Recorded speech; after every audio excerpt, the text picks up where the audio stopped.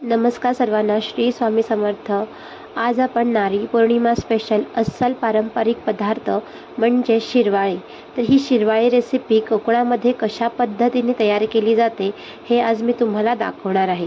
तर हा व्हिडिओ त्यासाठी तुम्ही शेवटपर्यंत नक्की बघा। अगदी कमी साहित्यामध्ये हा पदार्थ तयार केला जातो आणि कोकणामध्ये अगदी घरोघरी हा पदार्थ बनवला जातो। तर ही रेसिपी बनवण्यासाठी काय काय साहित्य घेतले आणि ही रेसिपी कशी तयार केली हे बघण्यासाठी हा व्हिडिओ शेवटपर्यंत नक्की बघा। चला तर आता आपण रेसिपीला सुरुवात करूया। बघा, इथे मी 1 कप तांदळाचे पिठी आणि 1 कप ओल्या नारळाचा कीस घेतलेला आहे। हे शिरवाळे ओल्या नारळाच्या दुधाच्या गुळवणीसोबत खाल्ले जातात। तर त्यासाठी सर्वात आधी आपण गुळवणी तयार करून घेऊया। बघा, इथे एका मिक्सर जारमध्ये मी ओला खोबऱ्याचा कीस घेतलेला आहे आणि थोडेसे ह्यामध्ये पाणी घातलेले आहे। आता हा ओला नारळाचा कीस आपण मिक्सरमध्ये बारीक करून घ्यायचा आणि एका भांड्यावरती अशा प्रकारे चाळण घ्यायची आणि ह्याचे आपल्याला दूध काढून घ्यायचे आहे। तुम्ही इथे चाळणीचा वापर न करता सुती मुलायम कपड्याचा सुद्धा वापर करून नारळाचे दूध काढून घेऊ शकता। बघा, इथे अशा प्रकारे मी नारळाचे दूध काढून घेत आहे।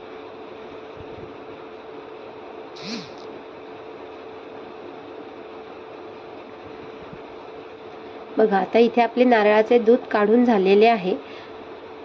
आता आपण यामध्ये आपल्या आवडीनुसार गूळ घालायचा आहे। आता जेवढे आपल्याला गोडाचे प्रमाण आवडते त्याप्रमाणे आपण ह्याच्यामध्ये गूळ घालून घ्यायचा।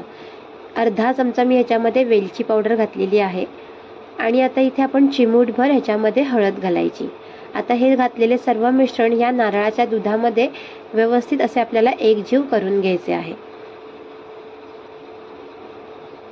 बघा, आता इथे आपल्या अशा प्रकारे ओल्या नारळाच्या दुधाची गुळवणी तयार झाली आहे।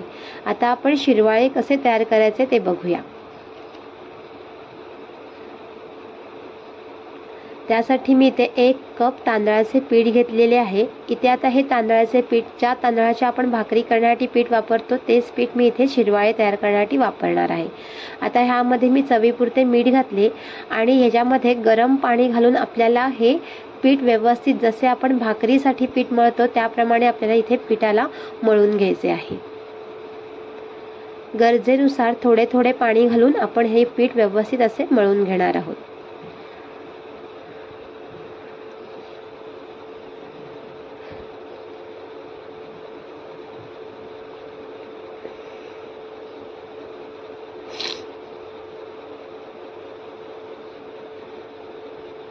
ही शिरवाळ्याची रेसिपी करायला अतिशय सोपी आणि चवीला तर एकदम 1 नंबर हे शिरवाळे लागतात। बघा, अशा प्रकारे इथे मी आता हे पीठ मऊसर असे मळून घेत आहे।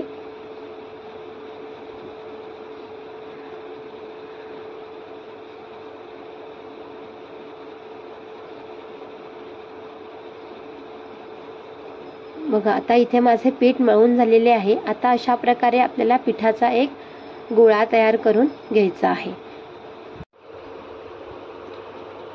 बघा, इथे तर मी व्यवस्थित असा पिठाचा गोळा तयार करून घेतला। आता गॅसवरती मी एका भांड्यामध्ये पाणी गरम करण्यासाठी ठेवणार आहे। पाण्याला व्यवस्थित इथे आपल्याला झाकण ठेवून उकळी काढून घ्यायची आहे। बघा, इथे तर पाण्याला उकळी आलेली आहे। आता आपण जो तांदळाच्या पिठाचा गोळा तयार करून घेतलेला आहे तो आपण गोळा या उकळलेल्या पाण्यामध्ये घालायचा आहे। आता यावरती आपण झाकण ठेवायचे आणि व्यवस्थित अशा ह्या पिठाला आपल्याला वाफवून घ्यायचे आहे।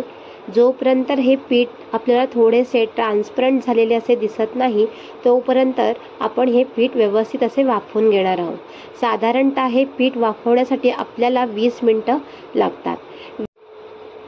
पिठाला स्टीम देण्यासाठी इथे आता 15 ते 20 मिनिटं झालेली आहेत। आता आपण झाकण काढूया। बघा, इथे आता आपले हे पिठाचा गोळा थोडा ट्रान्सपरंट झालेला आहे, म्हणजेच इथे आता आपले हे पीठ शिजले गेलेले आहे। यामध्ये चमचा घालून बघायचा, चमच्याला पीठ चिकटलेले नाहीये, म्हणजे इथे आपले आता हे पीठ तयार झाले आहे। चला तर आता आपण ह्या पिठाचे शिरवाळे तयार करून घेऊया। व्यवस्थित ह्यातले सर्व पाणी निथळून ह्या पिठाचा गोळा एका ताटामध्ये आपण काढून घ्यायचा। आता आपण ह्याचे शिरवाळे पाडून घेऊया। आता आपल्याकडे शिरवाळे पाडण्यासाठी जी असणारी पारंपरिक मशीन असते तर ती तर आपल्याकडे अवेलेबल नसते। मग त्यासाठी आपण काय करायचे, तर आपल्याकडे हा चकली पाडण्याचा किंवा शेव पाडण्याचा जो साचा असतो त्याचा वापर करून आपण आता इथे शिरवाळे तयार करणार आहोत। बघा इथे आता माझ्या छोटीला कधी शिरवाळे तयार होत आहेत आणि मी ते कधी खाणार अशी तिला घाई लागलेली आहे आणि ती माझ्या बाजूलाच उभी राहून शिरवाळे पाडण्यास मला मदत करते। तर चला, तर आता आपण शिरवाळे कसे पाडायचे हे बघूया। आता काय करायचे, तर ह्या चकलीच्या साच्यामध्ये आपण हे तयार केलेले पीठ घालायचे आहे आणि ह्याला आता मी शेव जी पाडण्याची चकती असते ती चकती हा भांड्याला लावून घेतलेली आहे आणि व्यवस्थित घट्ट झाकण लावून ह्याचे आपण ज्याप्रमाणे आपण कुरडया तयार करतो त्याप्रमाणे आपण ह्याच्या शिरवाळे तयार करून घ्यायचे आहेत। अशा प्रकारे शेवेच्या साच्याचा वापर करून मी इथे शिरवाळे तयार करून घेत आहे। आता हे शिरवाळे पाडताना आपल्याला थोड्या ताकदीचा वापर करावा लागतो, पण त्यानंतर हे खाताना जी मजा असते ती खूपच भन्नाट असते। तर अशा प्रकारे मी इथे कुरडयांच्या आकारासारखे इथे शिरवाळे पाडून घेत आहे। हे शिरवाळे नेहमी अगदी गरम गरम असतानाच खाण्यामध्ये ह्याची मजा असते। अशा प्रकारे थोडा ताकदीचा वापर करून इथे मी सर्व शिरवाळे पाडून घेत आहे।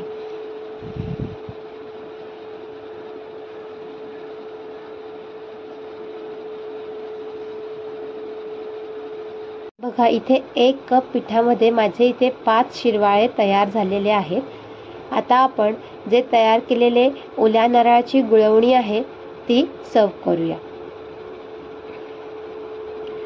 बघा अशा प्रकारे ओल्या नारळाच्या गुळवणीसोबत हे शिरवाळे खूप चवीला छान लागतात।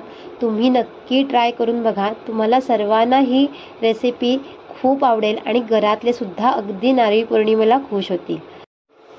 कोणत्याही सणाला अशा प्रकारे एखादा पारंपरिक पदार्थ बनवला तर त्या सणाची मजा अजून काही वेगळीच वाटते। चला, तर तुम्हाला ही रेसिपी कशी वाटली हे नक्की मला कमेंट्स करून सांगा आणि तुम्ही सुद्धा ही रेसिपी नक्की बनवून बघा। आणि जर तुम्हाला हा व्हिडिओ आवडला असेल तर व्हिडिओला लाईक, शेअर आणि सबस्क्राईब करा।